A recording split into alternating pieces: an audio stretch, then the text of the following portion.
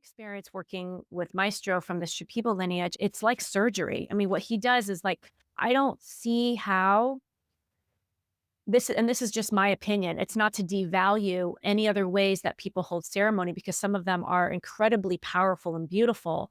But from my perspective and my experience and what I have personally experienced, I don't see how you can truly work with this medicine and the way that it was intended to be used without a shaman who, because it's literally like you were going into a storm without a captain, or you're flying an airplane and there's no one like, so it's like you can go on a ride with ayahuasca and you can have an incredible experience, but having the guide who speaks the language and knows how to it's I don't even it's hard for me to put into words, but there's a very big difference between the shaman is so important in the ceremony. And there are many ceremonies where it's more like setting the container, and the container is a beautiful sacred space.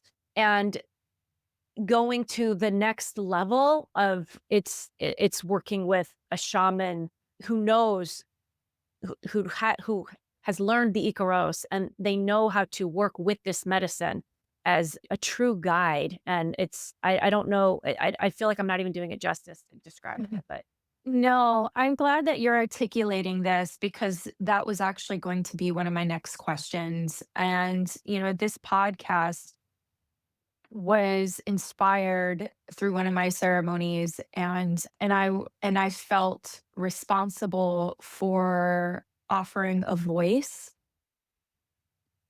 for an array of people and their experiences, but also responsibility to try to lean as deeply as possible and steer the conversations towards individuals who could really speak to somewhat of the injustice of sitting with medicine and not sitting with somebody who could really honor the tradition of the indigenous ways.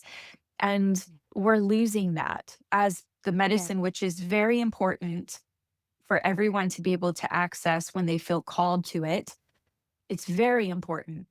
And the medicine knows that too. Many people that I've interviewed have said, the medicine has asked to move outward. Like this is the time that the medicine recognizes it can move beyond just those who are the gatekeepers and the stewards of it.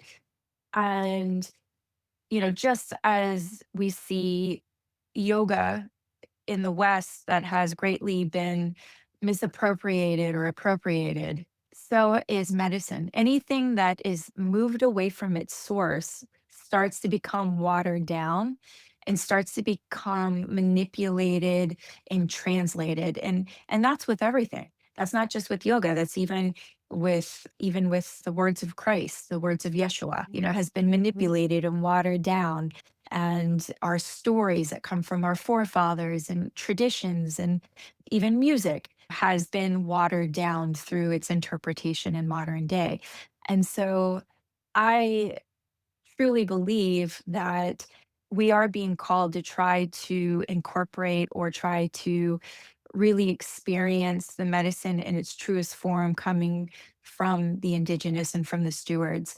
And what I'm hearing in your experience is there's a vast difference of experiencing it westernized versus experiencing it through a shaman who is somebody who has a lineage being a medicine provider of this particular plant isn't somebody that just went to Peru and came back with a headdress. This is somebody that is truly, it's in his bloodline.